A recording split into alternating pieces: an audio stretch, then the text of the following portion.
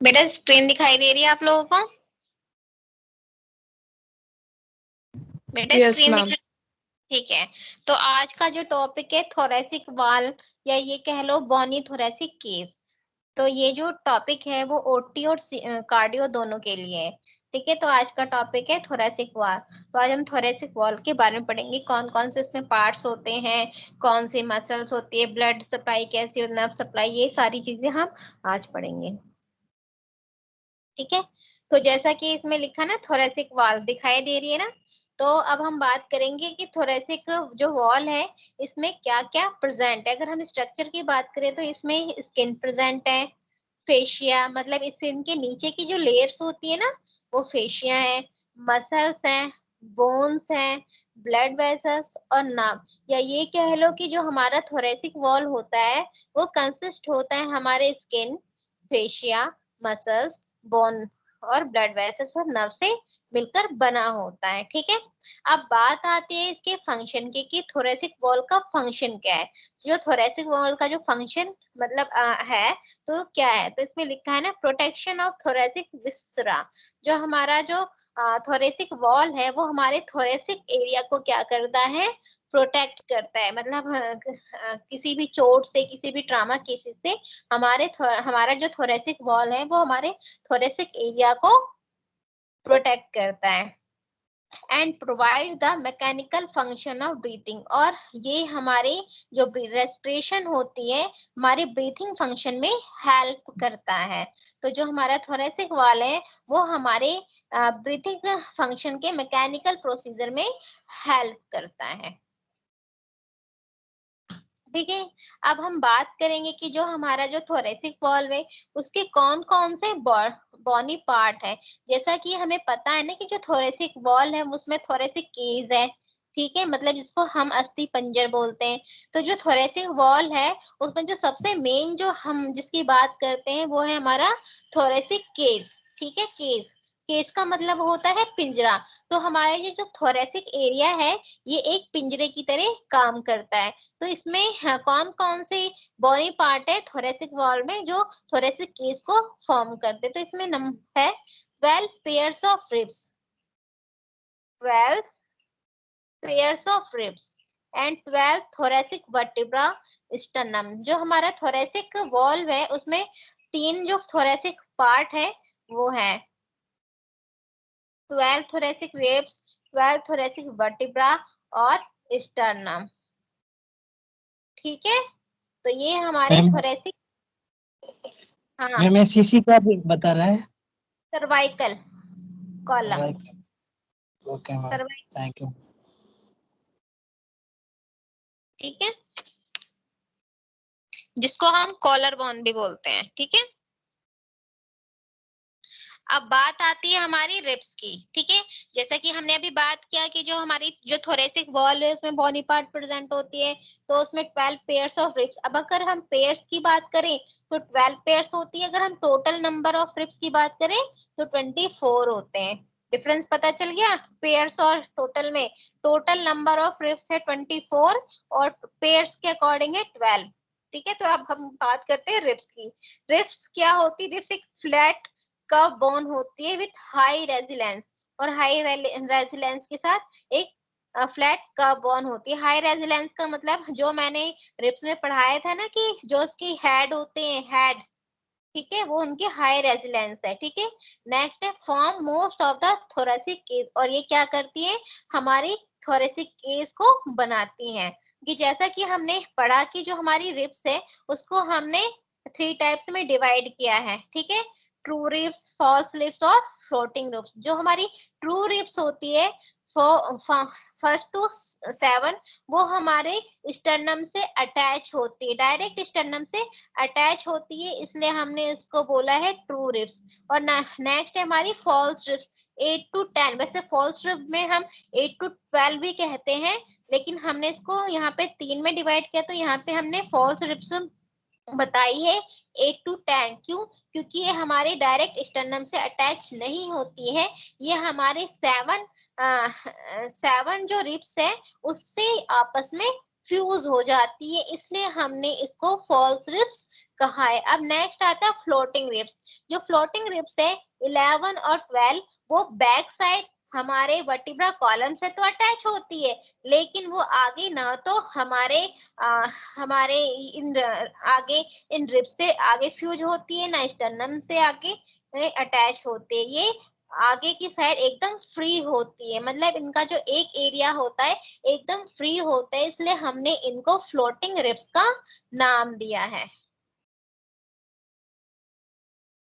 Next आता है feature of typical ribs. ठीक है, अब हमारे जो टिपिकल रिब्स है इसका फीचर्स की कैसे फीचर्स हैं देखने में कैसे, तो हमारी जो टिपिकल रिब्स है इसको हमने हेड, नेक, ट्यूबरकल और शाफ्ट में डिवाइड कर रखा है। जैसे कि हमने रिब्स में टिपिकल रिब्स में पढ़ रखा था, तो हमारी जो रिब्स टिपिकल रिब्स होती है उसको हमने हेड, नेक, ट्यूबरकल और शाफ्ट में डिवाइड कर रखा है। हेड क्या है? हेड एक वेज शेप का होता है जिसमें टू आर्टिकुलेट फिसेट होते हैं। ठीक है, जो हमारे वर्टिब्रा से अटैच होता है। नेक्स्ट है हमारा नेक।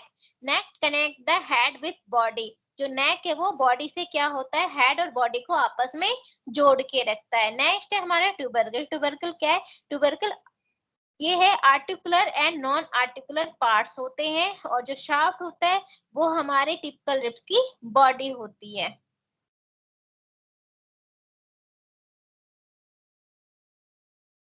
जिसपे टिपिकल रिब्स है थर्ड से लेके 9 रिब्स आर कंसीडर, जिसमें टिपिकल रिब्स पे हम थर्ड से 9 रिब्स को हम कंसीडर करते हैं टिपिकल रिब्स में। तो इसमें देखो पहला जो रिब्स है वो है हमारा आर्टिकुलर फेसेट। ठीक है, दूसरा है क्रस्ट ऑफ हेड, तीसरा है हमारा नेक, चौथा ट्यूबरकल, चौथा पांचवा ट्यूबरकल, एंगल भी है, कोस्टल ग्रोव भी और शाफ्ट भी है। तो ये क्या है हमारा अलग अलग उन्होंने इसमें दिखाया गया है, देखो। ठीक है, देखो crust of head, head, neck, angle of ribs, crust of, देखो ट्यूबरकल। दिखाई दे रहा है सबको? बेटा दिखाई दे रहा है? Yes ma'am. तो हमने टिपिकल रिब्स को ऐसे दिखाया है। अब आता है हमारा एटिपिकल रिब्स। एटिपिकल रिब्स कौन सी थी? जैसे हमारे टिपिकल रिब्स थर्ड से 9 तक थी, उस हिसाब से जो बाकी बची हुई है वो हमारी एटिपिकल रिब्स है। तो फर्स्ट, सेकंड, 10, 11, 12 हमारी एटिपिकल रिब्स है। फर्स्ट क्या है? फर्स्ट एक फ्लैट बॉन्ड है, ठीक है, स्केलेटन ट्यूबरकल है और ग्रोव्स और सबक्लेवियन वेन से अटैच है। सेकंड हमारा रफली ट्यूबरोसिटी है, सेरेटस एंटीरियर है। 10th रिब जो है वो हम उसमें वन फेसेट और ऑन हेड है। 11 और 12th में भी वन फेसेट ऑफ हेड, इसमें कोई भी नेक नहीं है। अब हम बात करते हैं फर्स्ट रिब की। जो हमारी फर्स्ट रिब है वो फ्लैट रिब्स होती हैं, इसमें स्केलेटन ट्यूबरकल है, ठीक है, ग्रोव्स और सबक्लिनियन वेसल्स दिखाई दे रही हैं और वन फेसेट ऑफ हेड भी इसमें दिखाई दे रहा है। ठीक है, तो देखो अगर हम इसमें बात करते हैं तो देखो ये हमारा एंटीरियर है।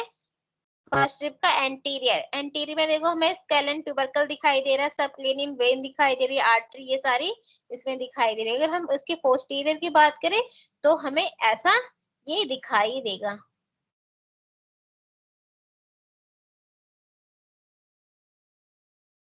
अब हम क्लिनिकल वे से बात करें तो ये क्या है? सर्वाइकल रिब्स होते हैं, क्योंकि ये सर्वाइकल से क्या होते हैं? अटैच होते हैं। इसमें क्या है? Extra ribs arise from C7 vertebra. ठीक है, C7 वर्टिब्रा से स्टार्ट होंगी, present in around 1% of people. Complications क्या हो सकती हैं? कॉम्प्लिकेशंस हो सक ये बेटा ये सर्वाइकल रिब्स है, मतलब जो रिब्स हमारे C7 वर्टिब्रा से क्या हो जाए? निकलने लगे, तो ये हमारी रिब्स की प्रॉब्लम है। ठीक है, कॉजेस क्या? प्रेशर और nerve and artery supply the upper limb. ठीक है, इसके बाद टिंगलिंग, नंबनेस फील होगा पर्सन को, पार्शियल पैरालिसिस भी हो सकता है, और इस्केमिक मसल्स पेन भी हो सकता है इसकी वजह से। ये देखो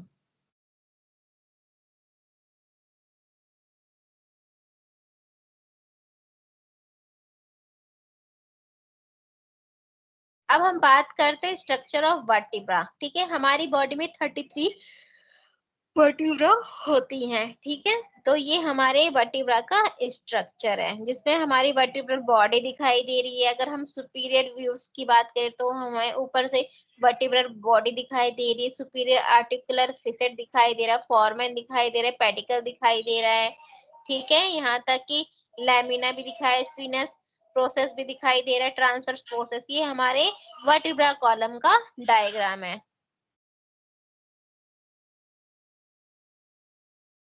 ठीक है, अब नेक्स्ट है distinguish feature of thoracic vertebra. ये उसके बाद हमारा ये जो डायग्राम है ये हमारे थोरेसिक वर्टिब्रा का डायग्राम है। अगर हम उसको साइड से देखें तो ये ऐसा दिखेगा, और लेकिन हम इसको सुपीरियर एरिया से देखें तो हमें ये कुछ अलग से नजर आएंगे। तो ये हमारे थोरेसिक वर्टिब्रा है। अब बात करते हैं हम स्टर्नम। जैसा कि हमने पहले पढ़ रखा था, जो स्टर्नम होता है वो हमारे मिड लाइन में प्रेजेंट होता है, थोरेसिक केस की मिड लाइन में प्रेजेंट होता है, और उसको हमने 3 पार्ट में डिवाइड किया है, मैन्यूब्रियम, बॉडी और सिफॉइड प्रोसेस। मैन्यूब्रियम जो है वो अपर पार्ट होता है, बॉडी मिडल, और सिफॉइड प्रोसेस स्टर्नम का लोअर पार्ट होता है। जैसा कि इसमें जो मैन्यूब्रियम का जो देखो शेप कैसा है। ठीक है, इसमें मैन्यूब्रम का शेप दिखाई दे रहा है, इसमें सेवरल नॉचेस दिखाई दे रही है, जिसमें नॉचेस कौन कौन से जुगुलर है, क्लेविकुलर है, कोस्टल है, मैन्यूब्रम स्टर्नल जॉइंट भी है। ठीक है, जिसमें फिब्रोकार्टिलिजिनस स्टर्नल एंगल भी प्रेजेंट है। देखो, ये हमारा मैन्यूब्रम है, clavicle notch, jugular notch, first costal cartilage.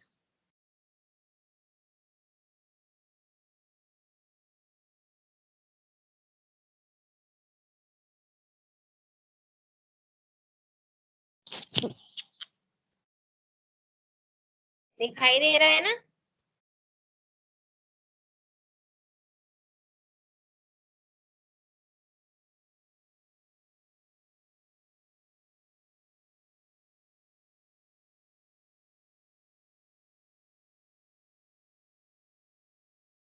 अब नेक्स्ट है हमारा स्टर्नल एंगल। हमारा जो स्टर्नल एंगल है, इसमें एंगल ऑफ लुईस है, जिसमें मैनु ब्रिसोल स्टर्नल जॉइंट है, इजिली पैल्पेटेड है, opposite to T4 T5 this. तो इसमें देखो हमारा स्टर्नल एंगल इसमें दिखाई दे रहा है ना, ये देखो एक्सटर्नल एंगल जो हमारे 4 और 5 थोरेसिक वर्टिब्रा के अपोजिट प्रेजेंट है। ये हमारी बॉडी है, स्टर्नम की बॉडी है, जिस जो कहां से कहां तक है, हमारे T5 से लेके T9 तक फैला हुआ है। इसमें कोस्टल नॉचेस है, 3rd से 7 तक है, रिब्स की बात करें तो। ठीक है, और जो सिफॉइड प्रोसेस है वो T10 तक प्रेजेंट है। इसमें हाइलिन कार्टिलेज और ओसिफाइड प्रेजेंट है।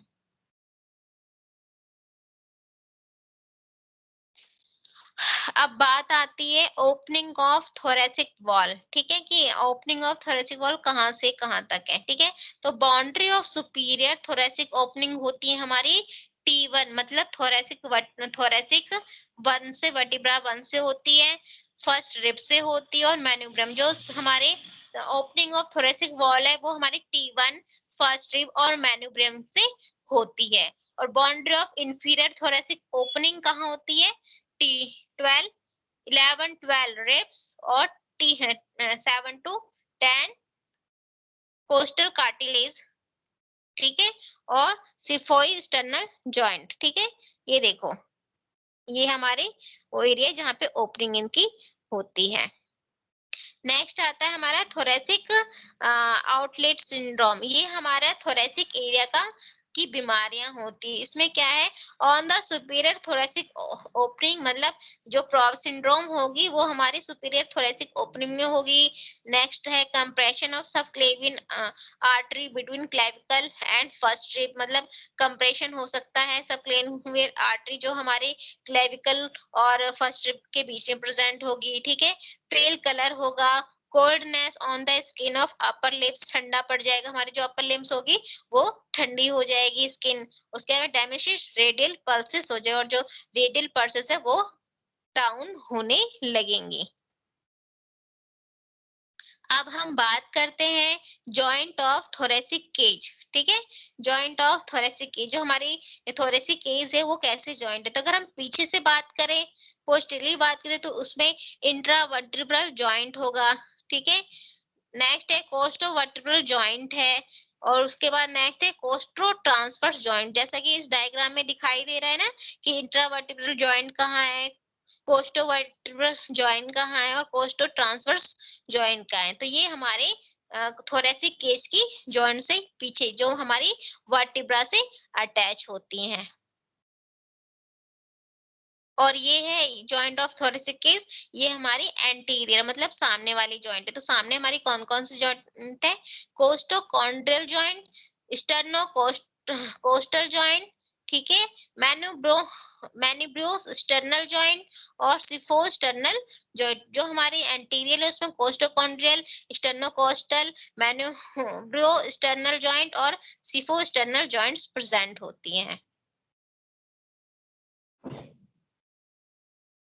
अब है हमारी इंटरकोस्टल मसल्स। ठीक है, तो 3 layer of muscles that cover intercostal space में 3 लेयर्स है जो हमारे इंटरकोस्टल स्पेस को क्या करती है, कवर करती है। अगर हम फ्रॉम आउटसाइड टू, अगर हम ऊपर से अंदर की तरफ देखें तो इसमें एक एक्सटर्नल इंटरकोस्टल मसल्स होंगी और दूसरा इंटरनल इंटरकोस्टल मसल। अगर हम एक्सटर्नल इंटरकोस्टल मसल की बात करें तो वो रन करेगी, run down word toward sternum, मतलब डाउनवर्ड स्टर्नम से नीचे की तरफ जाएगी। ठीक है, और रिप्लेस एंटीरियरली बाय मेम्ब्रेन। ठीक है, लेकिन जो इंटरनल इंटरकोस्टल मसल्स है वो डाउनवर्ड टुवर्ड की कहाँ जाएगी, हमारे पोस्टीरियर पार्ट की तरफ जाएगी। ठीक है, वर्टिब्रल कॉलम की तरफ जाएगी।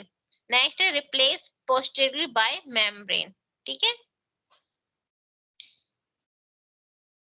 नेक्स्ट है हमारी थर्ड लेयर जो है मसल्स, वो है हमारी inner most intercostal transverse thoracic, जो क्या है on the lateral side only. ये सिर्फ कहाँ प्रेजेंट होगी, किनारे किनारे ही प्रेजेंट होगी। ठीक है, और ये जो है इसमें 4 to 5 slip of muscles present होंगी from posterior surface of sternum to the, मतलब हमारे पोस्टीरियर सरफेस और स्टर्नम से लेकर हमारे 2 से 6 कोस्टल कार्टिलेज तक ये फैली होंगी। ये हमारे रिब्स का डायग्राम है।